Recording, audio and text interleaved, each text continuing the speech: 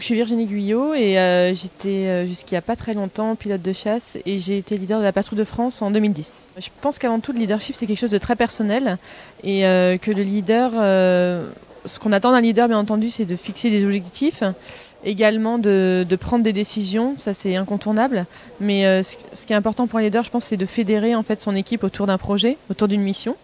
Et pour ça, je pense qu'un bon leader doit être à l'écoute, savoir être à l'écoute, ce qui n'est pas toujours évident quand on a la tête dans le guidon, comme les leaders en général et les managers ont la tête dans le guidon.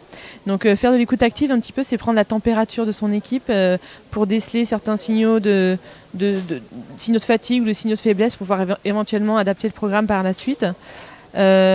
Pour moi, être un bon leader, c'est également savoir responsabiliser ses équipes, justement pour que chacun se sente investi d'une vraie mission et se sente complètement impliqué dans le projet. Et ça permet aussi de leur donner du sens. Et donner du sens, je pense que c'est essentiel. Et puis enfin, je pense que pour être un bon leader, il faut aussi savoir communiquer, savoir expliquer les choses. Moi, je pars du principe que j'adhère plus facilement à une décision que l'on m'explique plutôt qu'à celle qu'on m'impose, surtout si au départ, je ne suis pas d'accord.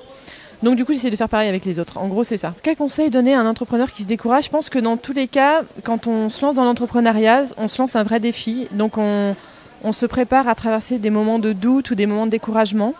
Et je pense que pour les surmonter, il faut savoir bien s'entourer. Que ce soit sur le plan personnel, par ses proches, être soutenu par ses proches, c'est important. Rechercher le soutien de ses proches en tout cas.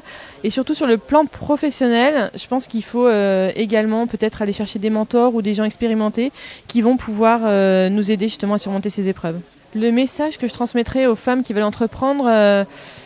je pense qu'en fait, il ne faut jamais avoir de regrets, donc il faut oser, il faut avoir de l'audace et je pense aussi être tenace. Je sais que c'est pas simple aujourd'hui pour une femme d'entreprendre, mais en tout cas, il faut faire ce qu'on a envie de faire parce qu'on n'a qu'une vie et voilà, faut pas louper son opportunité.